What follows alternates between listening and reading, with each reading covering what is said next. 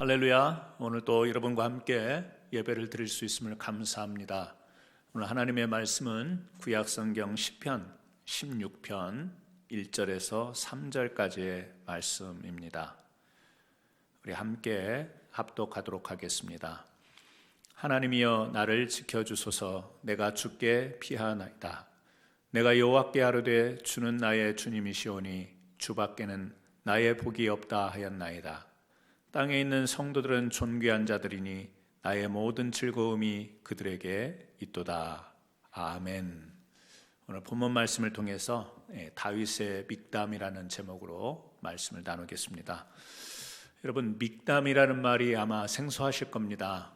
우리 시편 16편 이 말씀이 시작되기 전에 여러분이 가지고 계신 성경을 보시면요, 조그마한 글씨로 다윗의 믹담이라는 표제어가 붙어 있을 것입니다. 이 믹담이란 무엇일까요?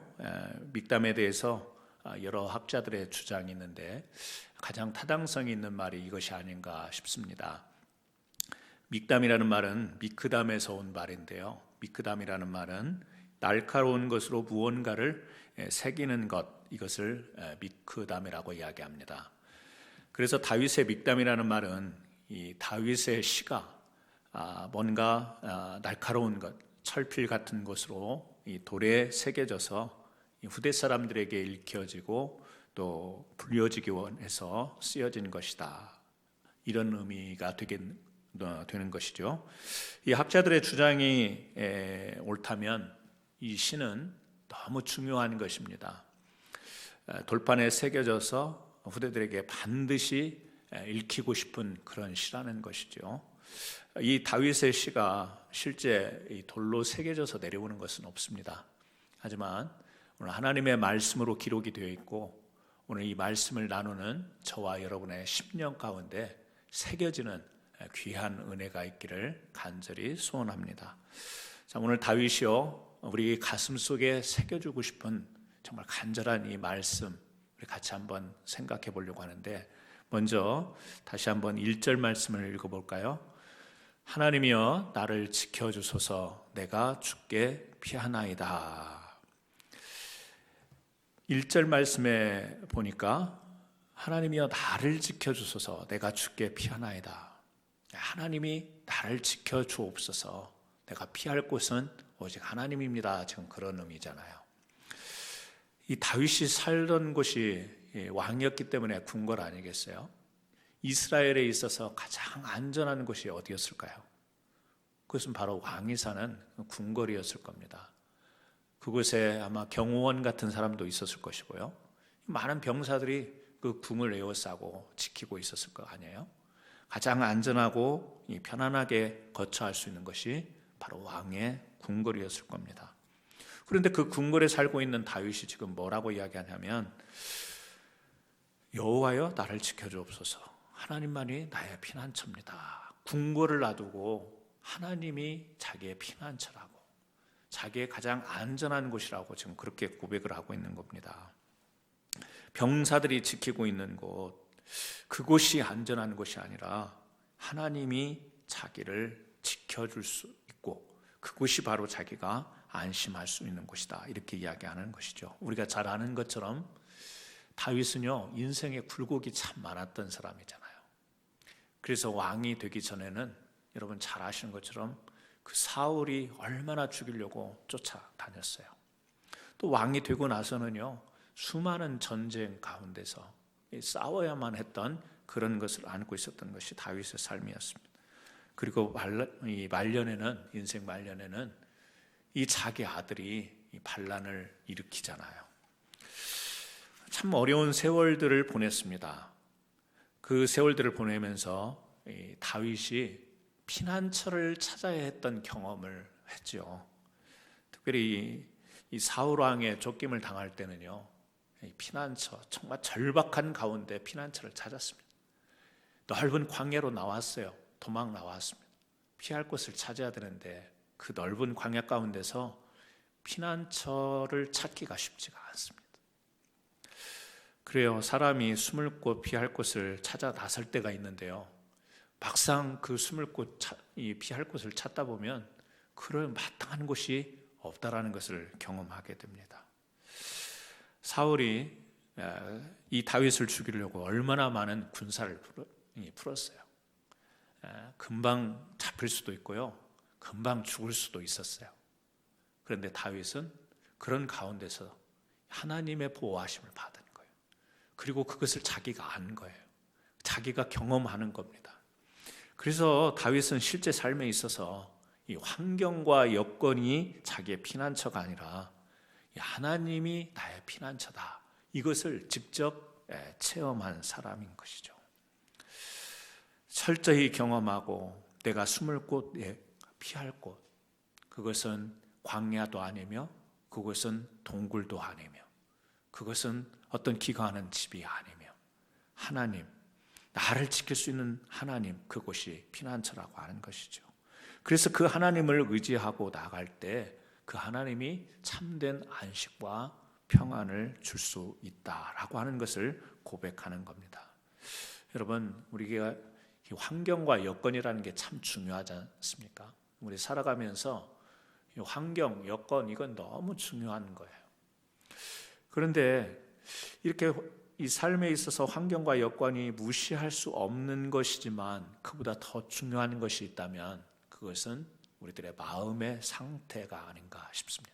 왜냐하면요, 궁궐 같은 곳에 살아도 마음이 불안하고 편치 않으면, 또 아무리 험난하고 어려운 상황 속에서, 여건 속에서 살아간다 하더라도 이 마음에요, 평안이 있으면, 여러분, 우리가 그런 것들을 직간접적으로 경험하지 않습니까? 마음이 불안하고 마음이 안정이 안 되면 아무리 주변이 좋아도 이게 좋은 게 아니에요.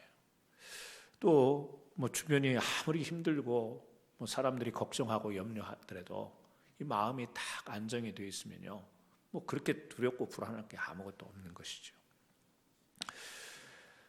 철학자 강신주 교수가 쓴 감정 수업이라는 책이 있어요. 이 책의 서문에 보면 이런 이야기가 나옵니다. 사람들이 이렇게 멋있는 풍광이 있는 곳에, 그런 곳에서 사진을 찍잖아요. 사진을 찍는데 사람들이 그 사진을 찍을 때 그 멋져 보이는 풍경과 이 풍광을 찍는 것이 아니라 사람들은 자기네들의 감정을 찍는다, 이런 이야기를 합니다. 그러니까 우리가 가다가 아름다운 곳을 보고서 사진을 찍을 때요, 이미 그 풍경을 보면서 이 마음에 감정적으로 여기 너무 좋다, 너무 아름답다, 그러면서 그 감정에 의해서 그 사진을 찍기 때문에 사실은 실제 그 풍경을 보고 찍는다기보다는 그 마음, 감정을 찍는 것이다, 이런 이야기를 하는 거죠. 그래서 강신주 교수가 그런 이야기를 하는 겁니다. 우리 감정이라는 게, 우리 마음이라는 게 우리 삶의 현장이나 환경보다 훨씬 더 중요하다, 이런 역설을 이야기합니다. 다윗은요, 우여곡절 굴곡 있는 삶을 살아왔잖아요. 그런데 오늘 시편 16편을 보면 굉장히 안정되어 있음을 느낄 수가 있어요. 감정이 안정이 됐고 마음이 안정된 그런 마음이 느껴지는 표현으로 이 시가 쓰여 있는 것을 볼 수가 있습니다. 왜 그렇죠? 하나님이 자기의 피난처임을 확신하기 때문에요. 주님만이 자신을 지켜줄 수 있는 분임을 확실하게 믿기 때문에 그 믿음에서 오는 안정감, 그래서 많은 일들을 겪었지만 그 마음에서 나오는, 그리고 그 입에서 나오는 이 표현들이요, 굉장히 안정감이 있습니다. 여러분, 우리 삶에 안정감이라는 것은 참 중요해요. 우리 어린 자녀들의 인격 형성과 교육에 있어서 중요한 게 정서적 안정감이라는 것을 들잖아요. 아이들이 성장하면서요, 부모가 옆에 있고 또 부모들 옆에서 이렇게 잘 자라면서 공부하고 그럴 때 이 안정감이 자기네들의 어떤 가진 것들을 충분히 실력을 발휘할 수 있는 기반이 되는 것, 이게 이제 정서적 안정감이잖아요. 안정감이 없으면 모든 것이 구비되어 있어도 제대로 실력을 발휘할 수가 없는 것입니다. 오늘날 이 시대를 살아가는 많은 사람들에게 특징이 하나가 있다면 바로 이건 것 같아요. 안정감이 없다. 다시 말하면 많이 흔들리는 삶을 살아가고 있다는 겁니다. 겉으로 보면요, 그럴듯해요. 다 잘 사는 것 같아요. 그런데 무지하게 흔들리는 삶을 살아가는 것이 오늘날 사람들의 모습이 아닌가. 절대적인 안정감을 가지고 살아가는 사람들이 그렇게 많은 것 같지 않습니다. 이 다윗의 생애를 흔드는 사람들이 얼마나 많이 있어요. 얼마나 이 다윗의 일대기를 보면 흔들릴 수 있는 상황들이 얼마나 많이 펼쳐져요. 그런데요, 오늘 시편 16편 8절과 9절 말씀을 한번 보세요. 다윗은 이렇게 고백합니다. 내가 여호와를 항상 내 앞에 모시며 그가 나의 오른쪽에 계심으로 내가 흔들리지 아니하리로다. 이러므로 나의 마음이 기쁘고 나의 영도 즐거워하며 내 육체도 안전히 살리리. 자, 여기서 무엇을 고백해요? 여호와를 항상 내 앞에 모시며 내 오른쪽에 계심으로 내가 흔들리지 않는다. 사실 수없이 흔드는 사건들이 다윗에게 있었어요. 수없이 흔들리는 상황이 있었어요. 그런데 다윗은 지금 뭐라고 고백하냐면 내가 흔들리지 않는다. 왜? 내 앞에 여호와를 두었기 때문에. 그리고 하는 말이 뭐죠?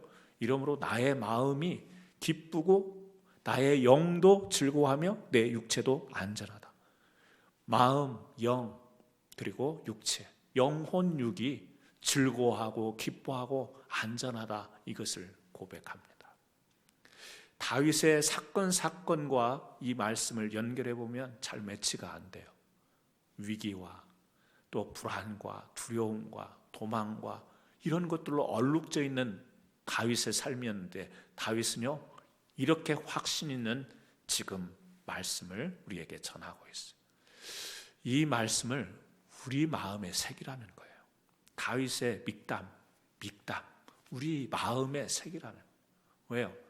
흔들릴 수밖에 없는 이 세상을 살아가는 우리들에게 여호와를 항상 앞에 두고 하나님이 곁에 계시니까 그 하나님 앞에서 영과 혼과 육이요 기뻐하고 즐거워하고 안전하게 살아가는 것, 이것을 가슴속에 새기고 이것을 신앙 삼고 살아가라는 말씀입니다.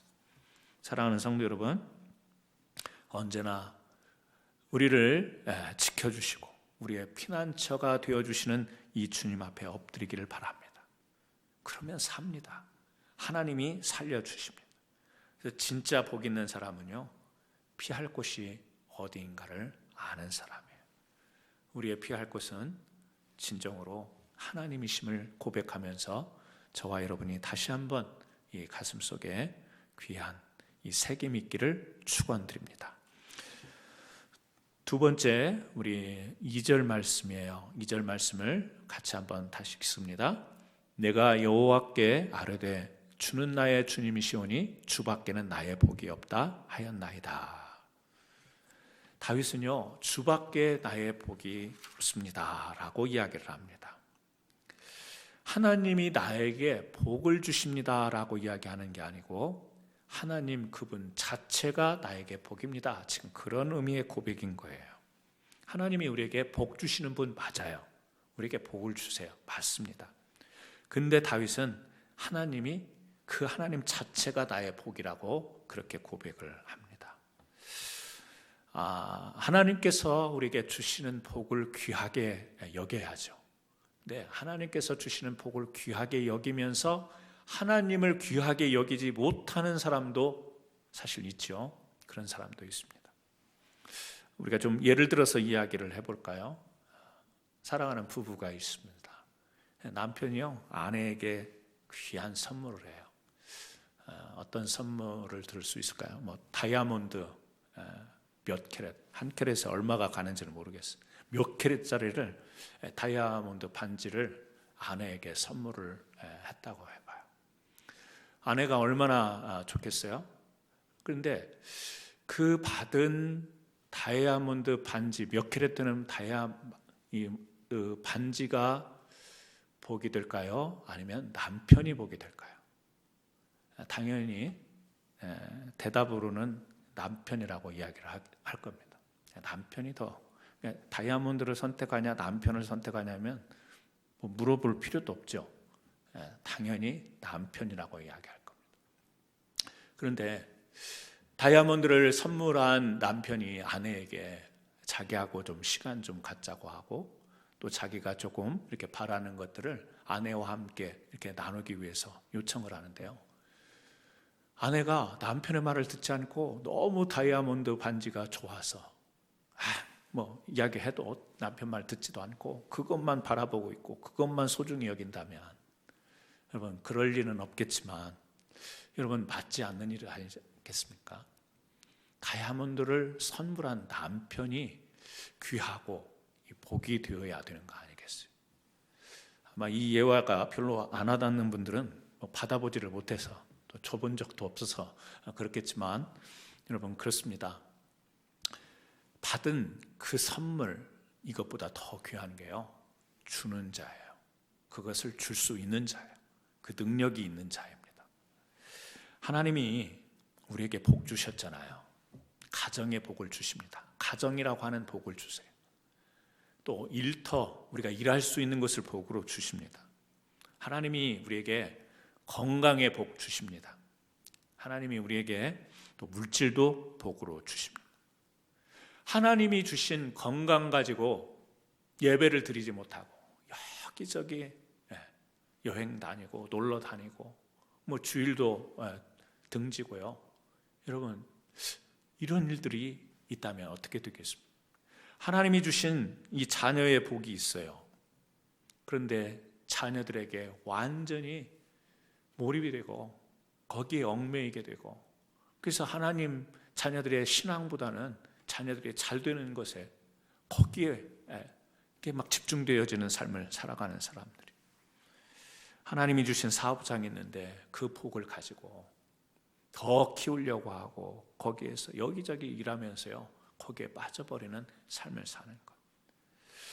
하나님이 얼마나 복되는지를 모르고 하나님이 주신 복만을 붙들고 그것이 다인 것처럼 살아가는 인생들이 얼마나 많은지 모릅니다. 다윗은 하나님이 복이라고 이야기해요. 하나님이 주신 복을 그것을 전부로 여기지 않고요. 그 주신 그 하나님을 복이라고 그렇게 고백을 합니다. 하나님이 복이라고 이렇게 말할 수 있는 이 다윗의 고백의 비결이 뭐예요? 하나님이 복이라는 이야기는요, 하나님이 나의 주인이라는 이야기입니다. 하나님이 나의 주인이라고 하는 것. 하나님을 주인이라고 여길 때 여러분 자기가 가지고 있던 많은 것들을 주인 삼는 것, 이것과 하나님이 주인됨을 깨닫는 것 엄청난 차이가 있죠. 여러분 집에 문제가 생길 경우에 그 문제를 누가 해결하죠? 주인이 해결하게 되어 있습니다. 그 집에 고용된 사람이나 종이 있다고 하면 문제가 생기면 그 문제를 해결할 수 있는 사람은 누구냐면 집 주인이에요. 집 주인이 해결하는 거예요. 그리고 종이나 그곳에서 일하는 사람들은요, 문제가 발생하면 여기 문제가 생겼네, 여기 문제가 터졌네, 이것을요 주인에게 가서 아뢰는 겁니다. 아뢰면 주인은 그것을 해결을 해요. 해결을 하면서 명령을 하죠. 이건 이렇게 하고 이건 이렇게 하라고 종에게 이야기할 수 있습니다. 고용한 사람들에게 그렇게 이야기를 하고, 그러면 종은요 그 이야기를 듣고 그냥 복종해서 그 길을 따르면 되는 겁니다. 여러분, 하나님은 우리의 주인이세요. 하나님이 해결해 주시는 가정, 하나님이 해결해 주시는 사업장, 하나님이 해결해 주시는 교회. 여러분, 하나님이 주인이시면 가정, 교회, 우리의 일터를 책임져 주십니다. 해결해 주십니다. 그런데 우리가, 많은 사람들이 우리가 주인인 것으로 그렇게 착각하며 살아가다 보니까 우리의 집 문제도 해결해야 되고요, 우리 살아가는 사업 문제, 직장 문제, 가정 문제, 자녀 문제, 물질 문제, 많은 것들을 우리가 다 해결을 해야 돼요. 그런데 그 해결을 할 수가 있나요? 해결을 못해요. 해결 못하는 일이 얼마나 많은지 모릅니다. 내가 주인 되어서 내 능력으로 해결할 수 있는 일들, 그렇게 많지 않습니다. 힘들어요. 그래서 우리는 괴로워하고 힘들어하고 쩔쩔매는 삶을 계속해서 살아가고 있는 것입니다. 여러분, 하나님이 내 주인이시고 내 가정과 내 삶의 주인이 되신다면 종이 할 수 있는 일은요, 문제를 해결하는 게 아니라 아뢰는 거예요. 아뢰는 겁니다. 하나님께 아뢰는 겁니다. 기도하는 겁니다. 간구하는 겁니다. 하나님께서 그 문제를 들으시고 우리의 기도를 들으시고 우리의 간구를 들으시고 그 입에 개입하시고 그 문제를 해결해 주십니다. 그래서 종은요, 좋은 주인을 만나야 되는 거예요. 좋은 주인을 만나지 못하면 고생하게 되어 있습니다. 힘들게 되어 있습니다. 그래서 오늘 여기 16장 4절 말씀에 다윗이 이런 이야기를 해요. 다른 신에게 예물을 드리는 자는 괴로움이 더할 것이라. 나는 그들이 드리는 피의 전제를 드리지 아니하며 내 입술로 그 이름도 부르지 아니하리로다. 자, 다른 신을 섬기지 않겠다라는 이야기예요. 다른 주인을 섬기지 않겠다라는 거예요. 왜? 마귀를 섬기면, 다른 신을 섬기면 고생할 게 뻔하니까, 문제를 해결하지 못할 것을 뻔히 아니까 나는 다른 주인 섬기지 않고 오직 여호와 하나님만 섬기겠다. 지금 다윗은 그런 고백을 하는 것입니다. 여러분, 이 무능한 주인을 만난다든지 주인 같지 않은 주인을 만나면 정말 고생하고 힘들고 해결 못하는 삶을 살아갑니다. 자기 자신이 주인 되어서 자기의 욕심, 자기의 고집이 주인 되는 사람이 있어요. 사는 걸 보면 참 고통스럽게 살아요. 힘들게 살아요. 해결도 못하면서 헤매이는 방황하는 인생을 살게 되어 있습니다. 사랑하는 성도 여러분과 저는 하나님이 주인인 사람들로 살아가기를 주님의 이름으로 축원합니다. 내 인생에, 내 가정에, 내 모든 삶에 하나님이 주인 되셔서 그분께 아뢰고 그분이 해결해 주시고 그분이 지시하는 대로 순종하며 살아가는 하나님의 사람들, 그런 복된 사람들로 살아가기를 오늘 다윗의 빅담 우리 가슴 속에 새기라는 것이죠. 하나님밖에 나의 복이 없습니다. 하나님이 나의 주인이시기에 하나님이 내 삶에 얼마나 큰 복인지 깨닫습니다. 이것을 새기는 저와 여러분 되기를 예수님의 이름으로 축원합니다. 오늘 세 번째입니다. 3절 말씀이에요. 같이 읽습니다. 땅에 있는 성도들은 존귀한 자들이니 나의 모든 즐거움이 그들에게 있도다. 다윗은 이 땅에 있는 성도들을 향해서 존귀한 자라고 그렇게 이야기를 합니다. 존귀하다라는 말의 의미가 뭐죠? 존경받을 만하고 귀하고 소중하다, 그런 뜻이잖아요. 다윗이 이스라엘의 왕입니다. 이스라엘의 왕인데요, 이 왕된 사람이 지금 소중하고 존귀하고 존경받을 만한 사람을 지금 꼽는데 누구를 지금 추천하냐면 성도를 추천하고 있습니다. 성도가 바로 존귀한 사람이다, 이렇게 소개를 하고 있습니다.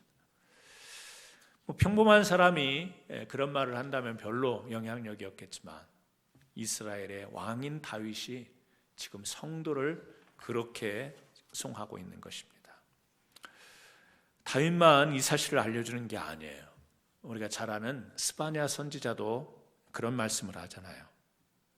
너희 하나님 여호와가 너희 가운데 계시니 그는 구원을 베푸실 전능자시라. 그가 너로 말미암아 기쁨을 이기지 못하며 너를 잠잠히 사랑하시며 너로 말미암아 즐거이 부르며 기뻐하시리라. 스바냐서의 말씀 여러분 기억하십니까? 하나님이요, 우리 가운데 계셔서 우리 때문에 너무너무 기뻐하시고 즐거워하신대요. 그래서 표현이 그렇잖아요. 기쁨을 이기지 못한다. 얼마나 기쁘면 기쁨을 이기지 못한다. 사랑하시고 우리로 말미암아서 즐거이 부르며 기뻐하신다. 하나님은 성도들을 향해서 이런 마음을 가지고 계세요. 이런 기쁨을 가지고 계세요. 이런 즐거움을 가지고 계세요. 이사야 선지자도 이사야서 43장 4절에 이런 말씀을 하잖아요. 내가 너를 보배롭고 존귀하게 여겼은즉, 하나님이 우리를 향해서, 성도들을 향해서 보배롭고 존귀하게 여긴다라고 말씀합니다. 그러면 성경에서 말하는 하나님이 성도를 향해서 말씀하시는 이 귀한 가치를 우리가 잘 모르고 살아갈 때가 있습니다. 물론 우리가 허물도 많고 우리가 실수도 많고 죄악 가운데 거할 때도 있습니다. 겸손히 하나님 앞에 우리가 엎드려야 될 그런 모습들이 우리에게 존재하지만, 하나님은요, 우리 성도들을 어떻게 보냐면 너무 존귀한 자들 보는 거예요. 기쁨으로 보시는 거예요. 하나님은 오늘 또 우리의 삶 속에서 우리의 행동하는 것, 우리의 말하는 것, 우리의 살아가는 모습을 보면서 기대하고 계신 거예요. 오늘은 어떤 기쁨이 있을 것인가? 오늘은 성도를 통하여서 어떤 즐거움이 있을까? 이 기대를 가지고 살아가기에 우리는 이 하나님 앞에서 이 성도로 부름받은 우리들의 삶의 내용에 대해서 우리는 굉장히 가치 없게 살아갈 것이 아니고 너무너무 소중하게 여기는 삶을 살아야 되는 책임이 있는 것입니다. 다윗이요, 즐거움, 왕이니까 그렇게 한번 생각을 해보죠. 왕의 즐거움, 왕궁에서 누리는 즐거움, 어떻게 보면 왕족들이 누리는 즐거움, 지금 이 시대에도 이 상위 1%에 해당하는 어떤 그런 계층의 사람들이 기쁘고 즐겁게 여기는 것들이 무엇이 있을까? 아마 평범한 시민들은 상상을 못하는 비밀스러운 기쁨과 즐거움들을 아마 상위 몇 % 되는 사람들은요, 누리고 있을 거예요.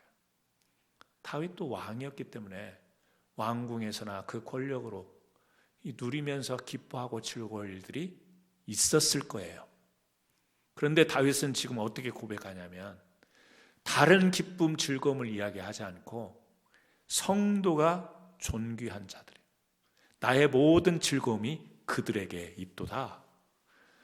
다른 오락거리, 쾌락거리가 아니라요, 성도들과 함께하는 이 즐거움, 그것을 이야기하고 있어요. 겪어볼 수도 있겠죠. 다양한 많은 것들을 겪어봤지만 그게 기쁨이 되지 못하고요, 즐거움이 되지 못하고, 하나님을 같이 예배하고 하나님을 같이 찬양하고 함께 헌신하고 충성하고 성도의 교제를 나누는 것이 가만히 겪어보니까 최고의 기쁨이더라. 지금 그런 고백과 같이 여러분 말씀이 다가오지 않습니다. 그래요, 우리 사랑하는 성도들과 함께 소소하게 평범하게 늘 주일날 와서 함께 예배 드리고 서로 인사하고 식사 교제하고 그냥 평범한 일 같은데요, 이게 너무 소중한 일인 거예요. 이 성도의 교제가 너무 귀한 거예요. 사실 이거보다 더 큰 기쁨이 없다라고 지금 다윗이 고백하는, 우리가 그런 어떤 느낌이 있었던 건 아니지만 가만히 삶을 살아가면서 신앙생활하면서 교회 생활하면서 느껴보면 성도들의 소소한 이 믿음의 교제, 신앙의 교제가 얼마나 귀한 것인지 몰라요. 여러분 잘 아시는 팝의 황제잖아요. 팝의 황제라고 말하는 이 마이클 잭슨, 지금 살아있지는 않지만요, 이 사람이 자기의 저택을 캘리포니아에다가 했잖아요. 그때 같이 정확히는 모르겠는데요, 200몇 억짜리 되는 집이었던 것 같아요. 네버랜드라고 해서요, 막 동화처럼 집을 아름답게 꾸며놓고 놀이시설도 하고 잘 꾸며놨잖아요. 집 앞 마당에는 막 꽃으로 이렇게 시계 모양으로 만들어 놓고, 그리고 주변에 아이들을 데려다가 그곳에서 이렇게 놀기도 하고 그랬대잖아요. 이 마이클 잭슨이 5살 때 이미 잭슨 5라고 해서 아버지, 형제들과 함께 노래를 시작한, 이 유년 시절, 소년 시절에요, 이 같은 또래들과 어울려서 이렇게 놀고 이런 시절을 보내지를 못하는 거예요. 유명한 이제 팝 황제가 됐지만 이 마음속에 그 어린 시절에 대한 어떤 그리움들, 추억에 대한 아쉬움들, 그런 게 있었겠죠. 철부지 시절에 그냥 소소하게 동네에서 뛰어놀고요, 이랬던 것들, 이 마이클 잭슨은 그것을 해보지를 못하는 거예요. 그래서 나중에서야 평생 번 돈 가지고 그 집을 그렇게 지어서 그런 것을 한번 좀 뭔가 대리만족이 되겠죠. 그래서 그 집을 그렇게 크게 또 그렇게 꾸몄다라는 거 아니에요. 어떤 사람은 그냥 옛날에 지나갔던 소소한 사소한 추억으로 지날 것이요, 어떤 사람에는 아주 비싼 값을 지불하면서 그것을 사고 싶은 사람도 있습니다. 그러면 우리 신앙생활하면서 소소하게 지내는 그 작은 일들, 그런 것들이 참 기쁘고 즐거운 일들이에요. 그런 것들이 참 소중한 일들입니다. 별 가치 없어 보일지 모르지만, 평범한 그런 즐거움일지 모르겠지만, 성도로서 누리고 있는 이 작은 즐거움이 일국의 이스라엘의 왕이었던 다윗이요, 그것을 최고로 꼽는 즐거움이었다는 사실을 기억하시기 바랍니다. 우리 사랑하는 성도들과 함께 나눴던 이 믿음의 삶, 요즘에 코로나19로 인해서 우리가 가정에서 예배드리면서 우리 성도들이 함께 예배드리지 못하고 교제 나누지 못하니까요, 성도들이 보고 싶고 또 그 교제가 굉장히 소중했다라는 것을 절로 깨닫고 있습니다.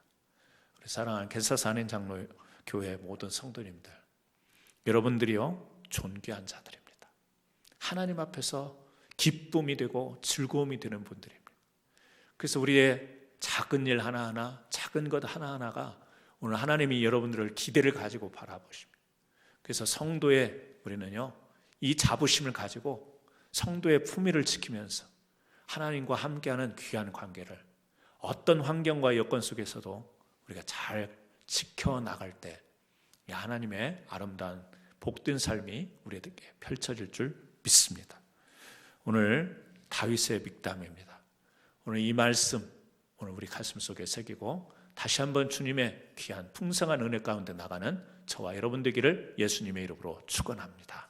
기도하시겠습니다. 하나님 아버지, 다윗은 인생 가운데 수없이 피난처를 찾았습니다. 하지만 제대로 된 피난처를 환경과 상황에서 찾을 수가 없었습니다. 그리고 오직 하나님만이 피할 곳임을 이 다윗은 깨닫습니다. 그리고 오늘 우리에게 이 말씀을 전해줍니다. 주님만이 우리를 지켜주는 분이요, 주님만이 우리의 피난처라고 하는 사실을 우리에게 전합니다. 하나님 아버지, 오늘 이 말씀 붙들고 어떠한 상황과 여건 속에서도 흔들리지 않고 우리의 영과 혼과 육이 기쁘고 즐겁고 안전하게 하나님 품 안에서 살아갈 수 있는 저희들 될 수 있도록 인도하여 주옵소서. 하나님 아버지, 우리가 다윗처럼 하나님이 우리의 주인임을 아는 복 있는 사람들이 되기를 원합니다.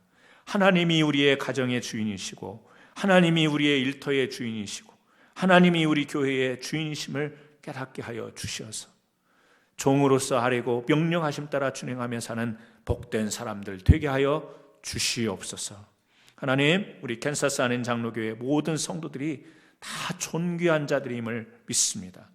하나님이 우리로 인해 기뻐하시고 사랑하시며 우리를 즐거워한다고 말씀하십니다.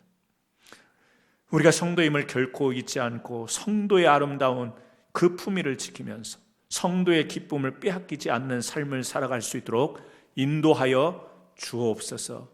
요즘 코로나19로 인해서 교회에서 평범하게 나눴던 성도의 교제가 그립습니다. 얼마나 소중한지를 저희들이 새삼 깨닫습니다. 멀지 않은 때에 다시 우리가 서로 만나서 하나님께 기쁨으로 영광된 예배 드리게 하여 주시고 아름다운 성도의 교제가 이루어질 수 있도록 인도하여 주옵소서. 이 어려움의 시기 가운데 고난당하는 자들을 붙들어 주시고 속히 이 전염병을 물리쳐 주시고 새로운 역사로 이 세상을 인도하여 주옵소서. 예수님의 귀하신 이름으로 기도드리옵나이다. 아멘. 이 시간 김도준 장로님 나오셔서 광고 말씀 전해 주시겠습니다.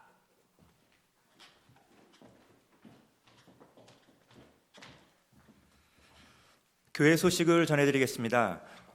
교회에서의 주일 예배 재개는 행정 지침과 교인들의 상황을 고려해서 정하도록 하겠습니다.